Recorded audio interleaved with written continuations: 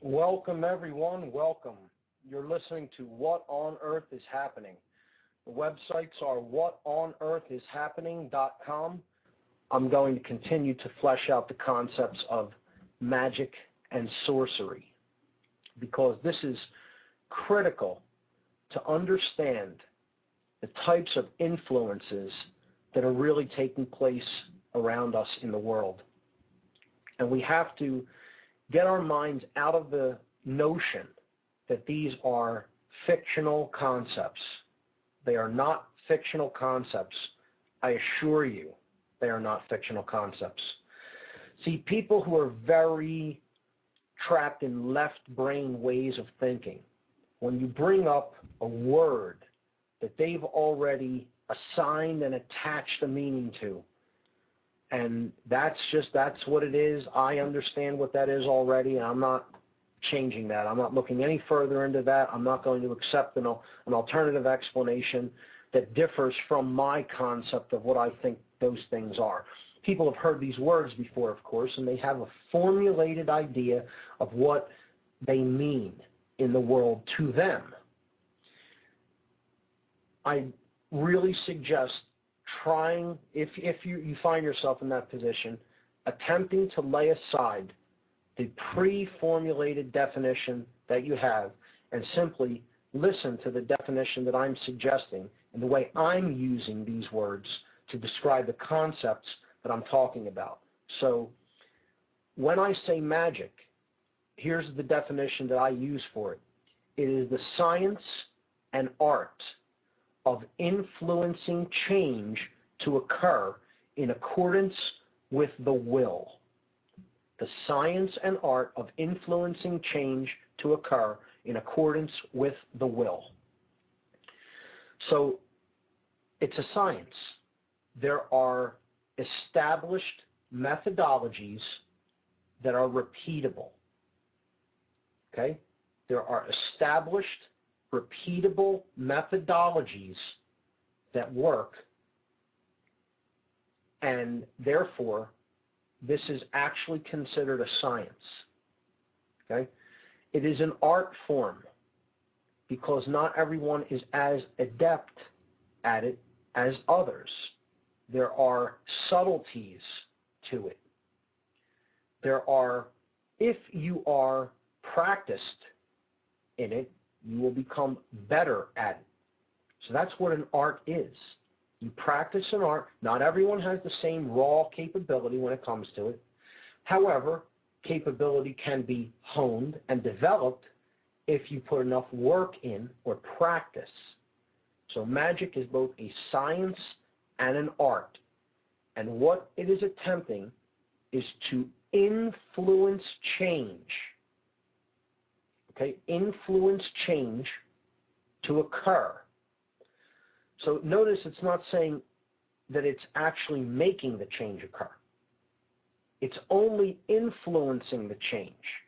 It isn't actually doing it itself. Only influencing it. That's critical. Influencing change to occur in accordance with the will. Now that's the biggest part of the definition of magic, actually, because I'm going to give the definition of sorcery next, and you'll understand how similar they are. But what I'll say about the definition of sorcery is it is, in fact, the exact opposite of the definition of magic. So the definition I'm going to give for sorcery is this. Sorcery is the science and art of influencing change to occur in accordance with the will.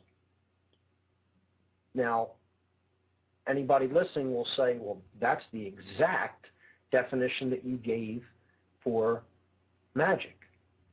And how could you say it's the exact opposite definition? Well, the subtlety comes in when you look at the word will and what is meant by the word will. I distinguish this when I write this definition out, or when I show it in a presentation or a slideshow, by placing a capital W at the beginning of the word will when it is used in reference to the science and art of magic.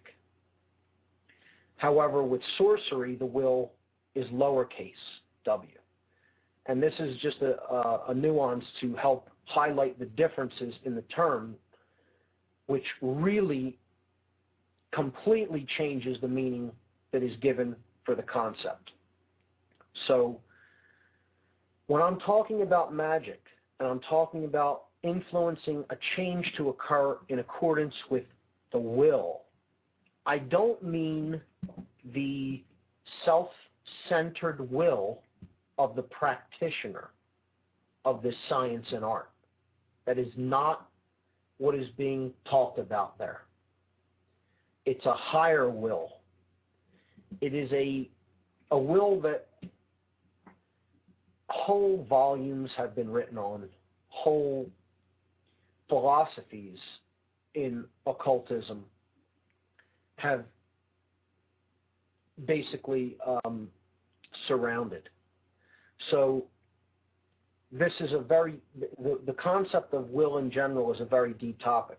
I'm not simply referring to a person's will to do something, is what you have to keep in mind here with the definition of magic. The science and art of influencing change to occur in accordance with the will. This is essentially could be used interchangeably. The word will here could be used interchangeably with natural law principles, with the understanding of how creation actually works, and the understanding that the natural law component of creation is essentially there for our own benefit. It is not there to put us in any kind of a prison or control us. It is there because the creation's will, capital W will, does not interfere with free will, with our lowercase will, what we choose to do. It is there as a way that if we align ourselves with truth, with what is, with what natural law actually is, that we will not experience self-inflicted suffering. So I can't really give you a full non-physical example. Okay? It isn't so easy that, it isn't so simple that if I punch somebody in the face for no reason, I will immediately experience that pain.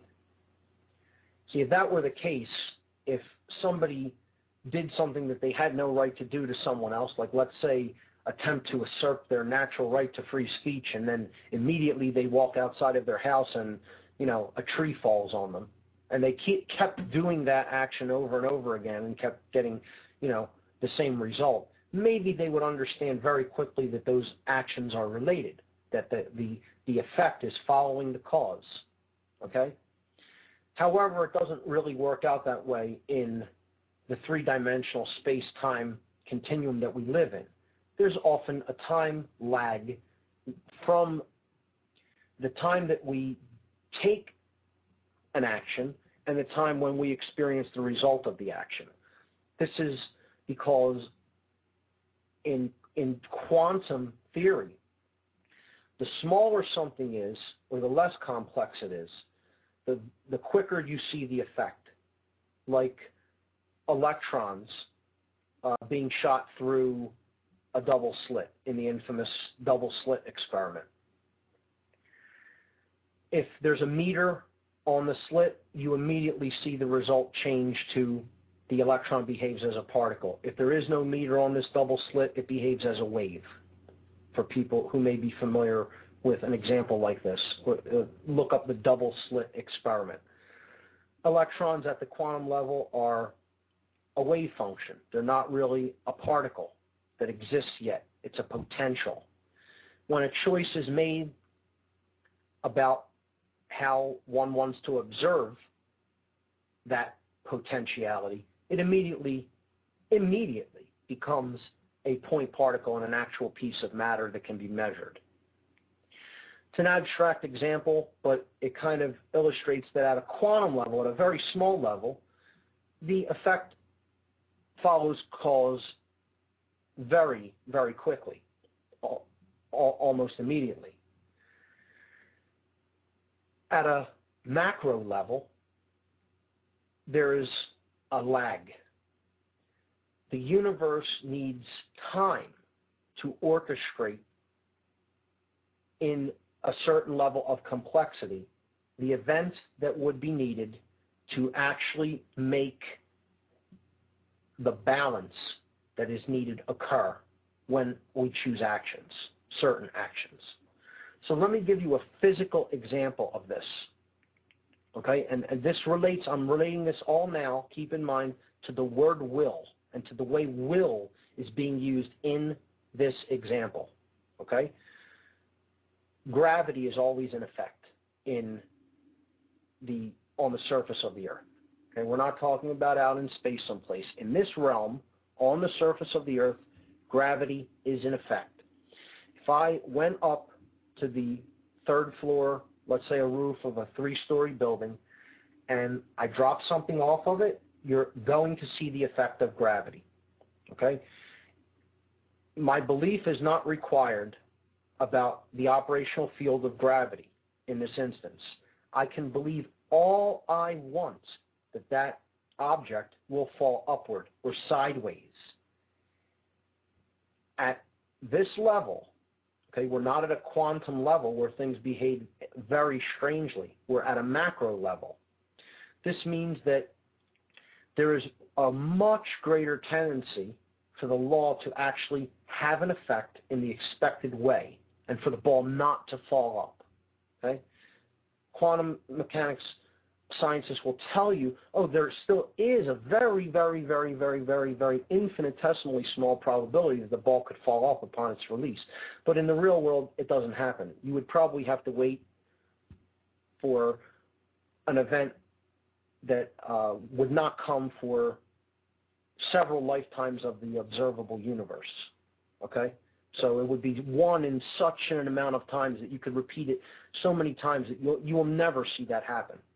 You would have to wait. You would have to wait to see that event, that a total anomaly occur.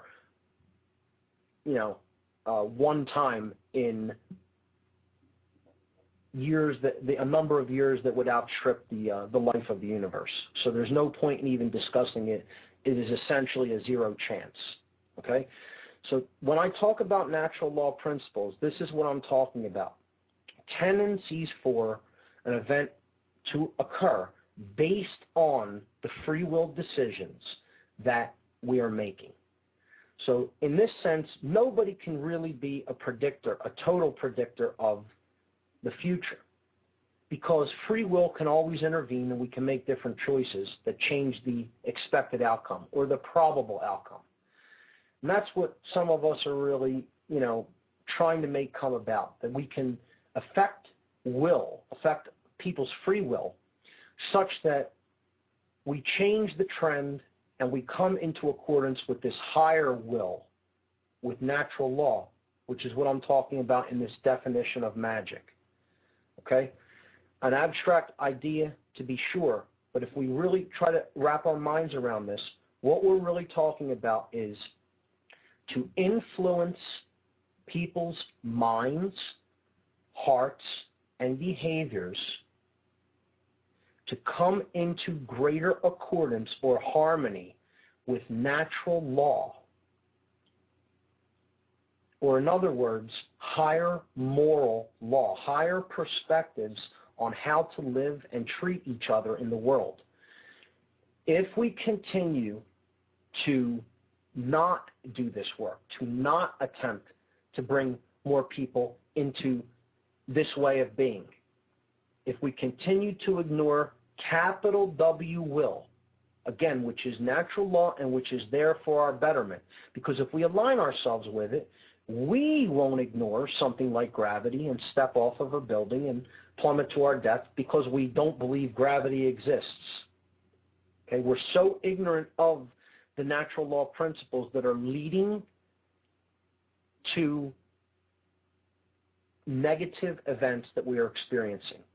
When we are completely ignorant of these principles, we're always going to get a negative result. Always. So if somebody doesn't understand how gravity works, and they're over near the edge of a cliff, getting ready to go over, they're on the top of a roof, and they're getting ready to walk right over the edge because they don't understand it, they don't know it exists, they don't believe that it exists, any of these reasons, they're not in harmony with natural law, a natural law principle that's in effect, whether they believe in it, whether they know it or not, all irrelevant. Someone else might want to influence their actions or behavior by letting them know, hey, there's this law in effect called gravity. You step off of there, you're going to experience a very negative consequence. I've brought this conundrum up to some people, and people have answered it differently. How would you handle that? If there was a hypothetical situation, they didn't understand that gravity existed. Are you under any responsibility as someone who does understand how it exists to explain it to them? Are you under any responsibility perhaps to even physically stop them from going over the edge in ignorance by whatever means you might have to do it? I have my takes on that. I think from my general perspective as I've been giving it over the last few weeks, and anyone who has watched my presentations can kind of extrapolate what my view on that is. If you want to call in and discuss that, call in numbers 347-884-9417. But to go back to the concept of the will that we're talking about in these two definitions are completely different. The two forms of will. Will, in the definition I gave for magic, the science and art of influencing change to occur in accordance with the will, is the higher will. It is natural law. It is essentially the laws of how creation works, and not just physical. It is the laws that govern what happens to us based on how we think, feel, and act. And there are such laws. They do exist. People understand how that works in the world. There are people who understand those laws. As difficult as, see, those who will reject that out of hand are locked into that left brain worldview, that worldview of randomness that we talked about. Scientism, okay? Extreme atheism, extreme solipsism, the idea that there is no such thing as truth, there is no such thing as natural law. It's all my perceptions, an extreme left-brained way of seeing the world. And you have a whole lot of people in the world who are like that. There are so many people that will just reject this out of hand. It does not fit into their current imbalanced worldview. The idea of magic is to try to influence people such that they learn from mistakes, they learn from perhaps doing some things the wrong way. Maybe they will learn by others who have done things the wrong way that they can observe, and they don't necessarily have to go through a painful experience by falling off the edge of the cliff or the building, okay? This type of influence is possible if we are willing to do it. What do we need to be willing to become a so-called magician, or as I'm going to talk about in a moment, an alchemist? Well, we have to understand natural law. We have to know what kind of energies we're putting out into the world through our consciousness, and what that's going to create. So it's an understanding of the laws of cause and effect, or what some people have termed the law of attraction. The understanding that the universe essentially behaves as a mirror, as a reflector for that which is inside of us. That's what this is, a large learning experience so that we can learn and grow, and that we can change. The name universe comes from the Latin uni, one, and versare, which means to change or to turn, as in the leaves turned from green to brown. They changed. They made a change. The seasons turned. They changed from one season to another to another. That's what universe means, the one change. This is the change that I'm talking about when I'm referring to capital W will. We're talking about the higher will of creation. In other words, the concept of let not my will be done, let thy will be done, meaning the higher will. And again, you can call this the will of God. I prefer to use the term, it's simply the will of creation. But these two things are essentially identical, and if you really want to get down to it, since this will does not directly intervene, it has only set up first principles, which are called natural law principles. This higher will's desire for us, if you will, desire isn't even a good word for it, really what it wants to create, what it seeks to, the balance that it seeks to achieve is not anything other than our comfort or betterment. In other words, it's the idea of the Garden of Eden. It's the idea of a place that as long as we are acting within the boundaries of these first principles, these natural law principles that were put in place by the intelligent underlying force of creation, the experience that we will have will be one of abundance, harmony, peace, happiness, all the things that people really say they want in life. And I emphasize say, because they say they want those things, but then, see, it's a conditional statement. There are requirements attached if you want something. It's an if-then statement. If you want abundance, harmony, peace, healing, happiness, etc., then you must be prepared to think, feel, and act according to the will. Higher will, natural law principles that are always in effect, that you are always bound by as long as you're in the three-dimensional space-time continuum, which if anybody knows how to get out of, please let me know. Okay? But as long as you're existing and operating in that domain of reality, these principles and laws are in effect that govern what happens as a result of certain behaviors. People have called this the law of attraction. People have called this the law of cause and effect. People have called this the law of karma. It's been given a million different names. And one of the best ways it's been summarized as do unto others as you would have done unto you, because you're going to experience the effect of what you do eventually. See, there is a self-motive even in that statement.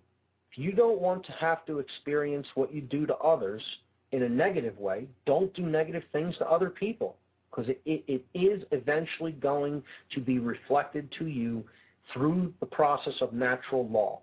That is why we are where we are with respect to consciousness on this planet and with respect to the decaying state of human freedom, because it is directly related to the decaying state of human moral alignment with natural law principles.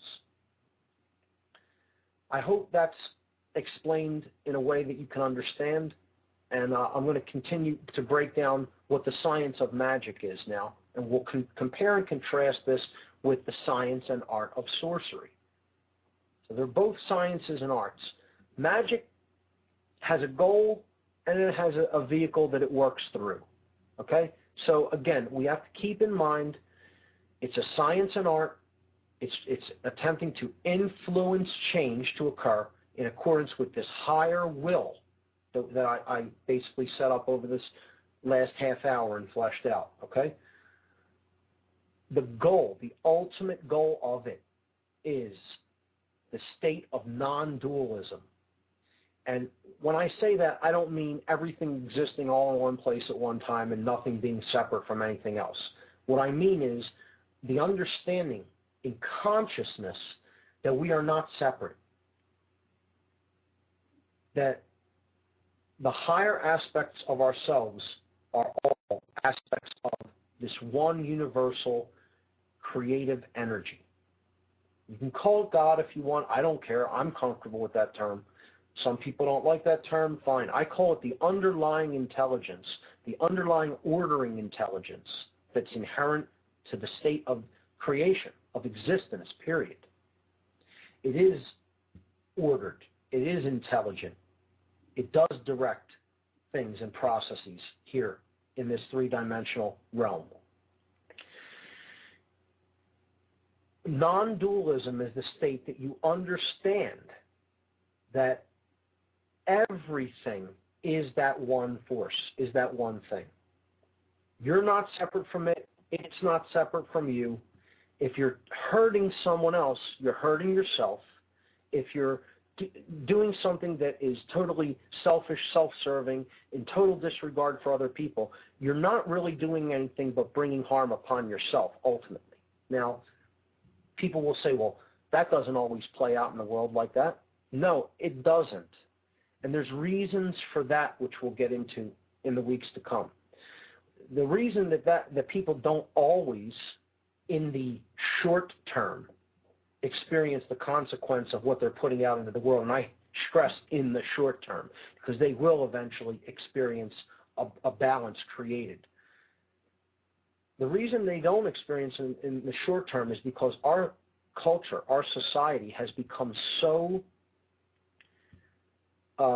has been moving so far collectively in the direction against natural law that a small group of individuals has found a way to isolate themselves from these principles for a time. And I call them the sorcerers.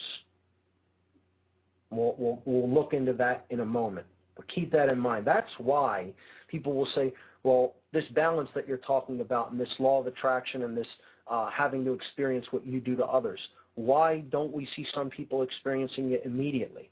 Again, two reasons. There's a time lag sometimes associated with what we do and what we experience. And two, natural law principles are being insulated from the general population through mind control, through a small group of people that do understand how these principles work, do not want to experience this balancing, do not want to experience having to receive back the same type of energy or experience that they are doing to others or producing for others. They're, through the art of sorcery, through the vehicle of sorcery, which I'll talk about in a moment, they have become very adept at getting others to prevent those occurrences of the universe coming back and balancing the equation, so to speak, by making events occur to them that they would have to experience that karmic payback, if you will. And those are all the people who act on behalf of the sorcerers, the manipulators. Okay? These are their minions, so to speak. They've convinced them to isolate themselves from essentially the consequences that they should have to experience. And they do this in hopes of delaying the inevitable. But indeed, it is inevitable. They will experience those consequences sooner or later. The only person that the sorcerer is ultimately really fooling in regards to this is themselves. For any that may be actually listening, or people who think that their worldview is a better way to live or be in the world, never going to live that way and actually not experience the consequences. At some point, it will catch up to you. Like Johnny Cash said in his song, you could run on for a long time, but sooner or later, God will cut you down. And when we talk about it more in-depth sorcery, we'll get into a little bit of that and how they create that delaying of the inevitable. But magic's goal is non-dualism. Okay, it's trying to create internal harmony.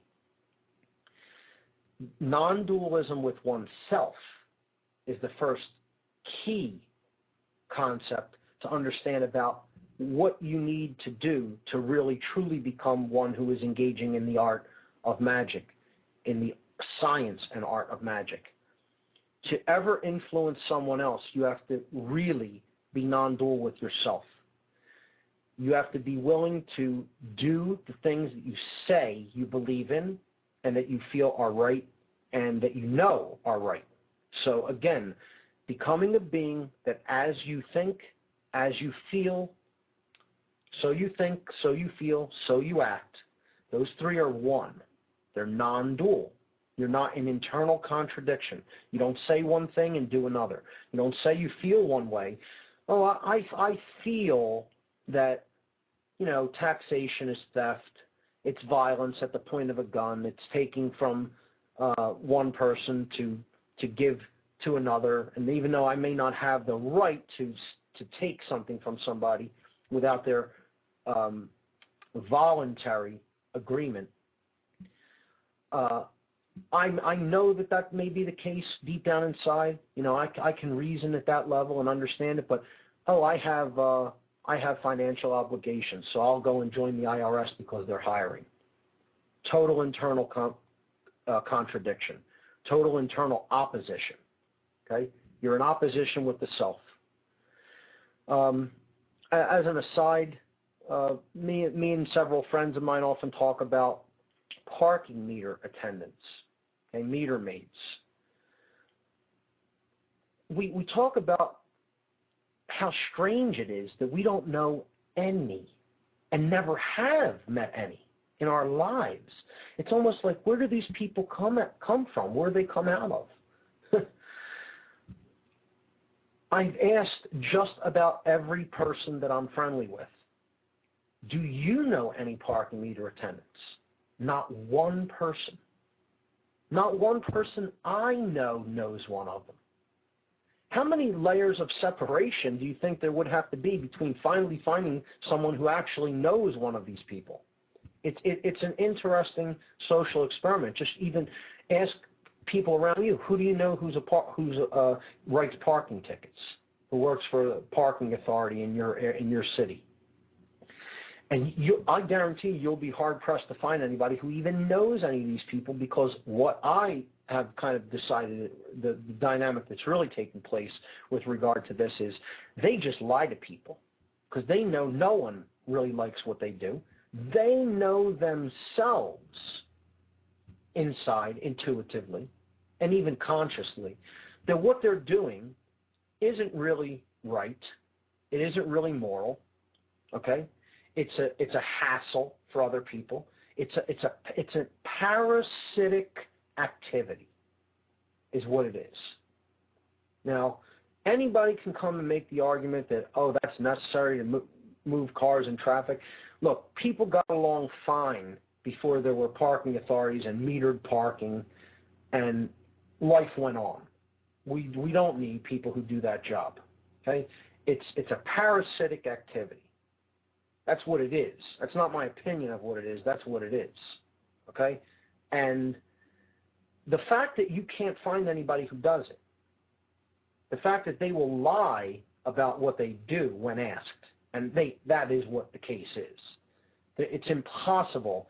The two layers of separation, you asking, you not knowing anybody that does it, and then any friend you have, they also don't know anybody that does it. That's next to impossible. Okay? Even if you don't personally know a cop, guaranteed somebody you know knows a cop. But nobody I ever spoke to and asked knows a person personally who admits to being a parking meter attendant. Okay? So this goes to the concept of non-dualism. The person deep inside is so embarrassed of what they do for a living that they won't even admit that that's what they do for a living to other people.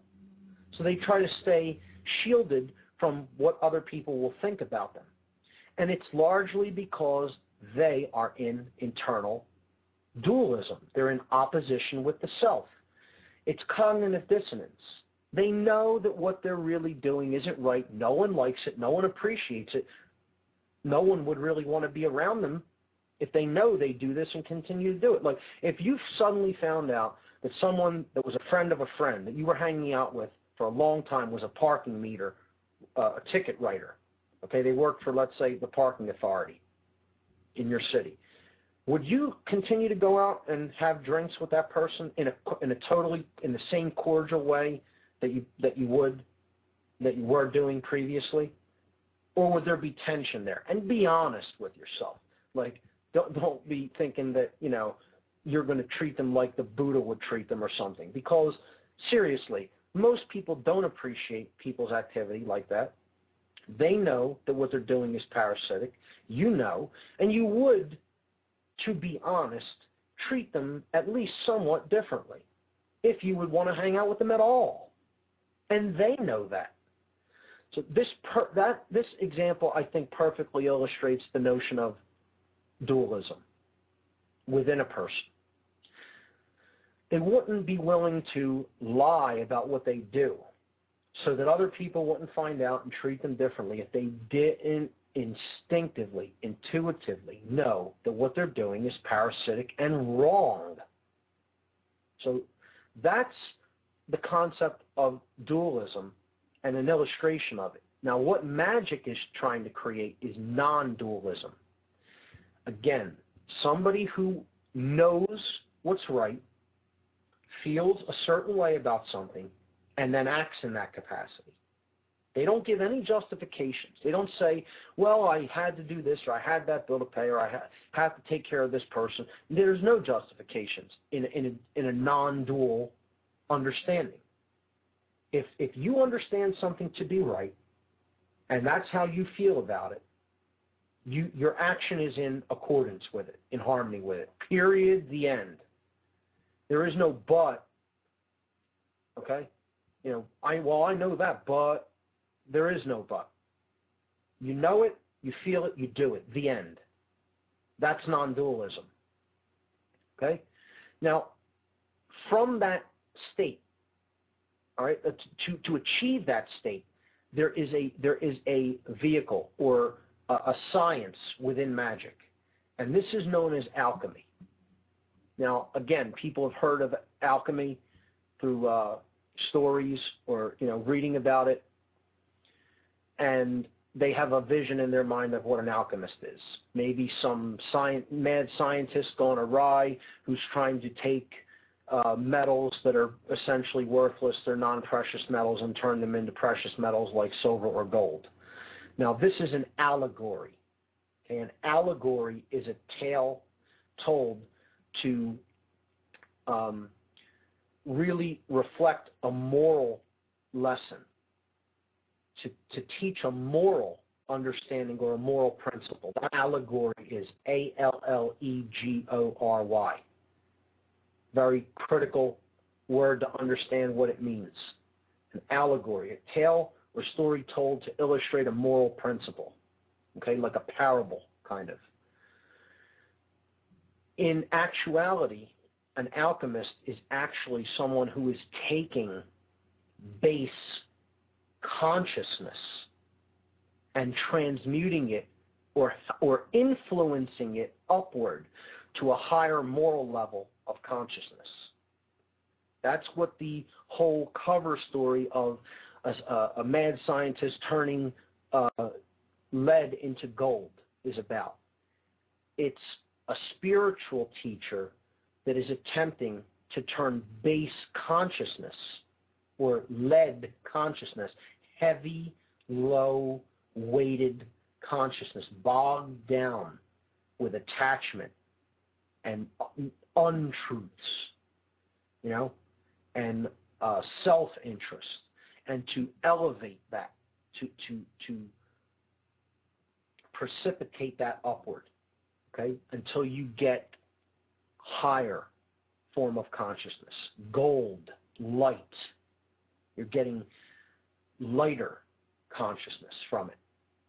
So this is what alchemy really is. It can be used to describe this transmutation of metals, but what the allegory that it is telling is really about is the transmutation of the spirit. It's the transmutation of the mind and heart of someone who is trapped in lower states of consciousness and illusion. That's what the alchemist helps facilitate. Now again, he only influences that process. He doesn't do that work himself. Who does that work? The person whose consciousness is being changed does that work themselves. The alchemist can only influence them. He could never change their consciousness for them. He can be an influence through his writings, through his words, through his actions, through his courage, through his commitment, through his dedication, through his study. But he can't actually make a person change. That's not possible. The person has to have some form of internal will left within them to want to change. The desire has to be present. That's the spark that ignites the fire that the alchemist helps tender. Okay? The alchemist helps to raise that spark to a higher flame. Helps. Key word. Okay? He doesn't do it himself. He influences it, like in the definition of magic. Influencing change to occur. And the alchemist influences that change to occur in accordance with higher will. Now, the sorcerer plays the exact opposite role. Sorcery is the science and art of influencing change to occur in accordance with the will, lowercase w, meaning the egoic, the ego-driven will, the selfish, manipulative will of the sorcerer himself. This is not the higher will in harmony with natural law principles. This is the lower will that says, let my will be done. I don't care about what's right. I don't care about higher morals. I don't care about natural law principles. I don't care about the law of cause and effect and what it will bring down upon me or other people that I influence. All I care about is myself, my objectives, my aims in the current moment. That's it. So that's what the sorcerer is. The sorcerer's goal, and this is also critical, is to do the exact opposite of the magician, the true magician. The sorcerer's goal is to create internal and external opposition. It is to create disharmony within and without. It's to tear someone apart from within themselves, to get them to go against what they intuitively know is right, to ignore their conscience, in other words, and to take actions that they know are morally wrong because they're so focused on the moment, they're so focused on the benefits that they will reap, that only they themselves will reap, that they don't care. They've cremated their own care. Okay? They've burned it away. Because as long as I'm getting mine out of this, Who cares what it's going to do to somebody else? I'm in it for me. That's it. Somebody like that is ruled by, and I talked about this word and this energy, this force, is ruled by the force known as shaitan. And this is a Hebrew word that means the adversary, or the one who opposes, the one who brings opposition. And what Satan is bringing opposition to is the self. It is destroying someone from within, such that they become a person who isn't one who, as they think, so they feel, so they act. See, they may know what's right, or they may feel that this is intuitively not the right way to be living, but they do it anyway. Okay? I know that this is wrong. I know that I have a bad feeling about this. I intuitively, instinctually understand that what I'm doing may not be the right thing, but I'm going to take that action anyway because I'm too fearful about what not doing it might mean. That's being ruled by that force that I referred to as Satan, which is internal opposition, the adversary, the one who rips one apart from within. Okay? That's what the sorcerer, keep that in mind, that is what the sorcerer is ever trying to create in the world. And if they can get people to do that internally, they're creating a world of opposition where whole nations are willing to rip each other apart in acts of human sacrifice called war. Okay? The way that they do this, and indeed the only way they can do this, because just like the alchemist cannot make someone change and do the true will, act in accordance with the true will, natural law principles, the sorcerer cannot make physically a person act in opposition with themselves. They have to use the vehicle of illusion and manipulation, manipulating people through the propagation of illusion and lies, deception in other words. Manipulation, deception, the propagation of poisonous worldviews, the reinforcement of poisonous worldviews through media, manipulation of the mind and body through media, through food, through the worldviews that are put out there for people's consideration. This is what the sorcerer ever seeks to do. Okay? And again, as I said in the Fed speech that I gave, at the end of the Fed speech that I gave, you can call this by any other name that you want, but I call it what it really is, mind control. Mind control through manipulation and the propagation of illusion is the main tool of sorcery. That is the vehicle for the propagation of sorcery. So, got about a minute, a little less than a minute left in this program, so I'll wrap it up. I think we covered a lot of ground tonight, and next week we'll go into the barriers to self-realization. I'll recap on magic and sorcery. We'll discuss the barriers to true self-realization, and I guess that's all for today. I'll see you here next Tuesday, same time, 8 p.m. Eastern Time.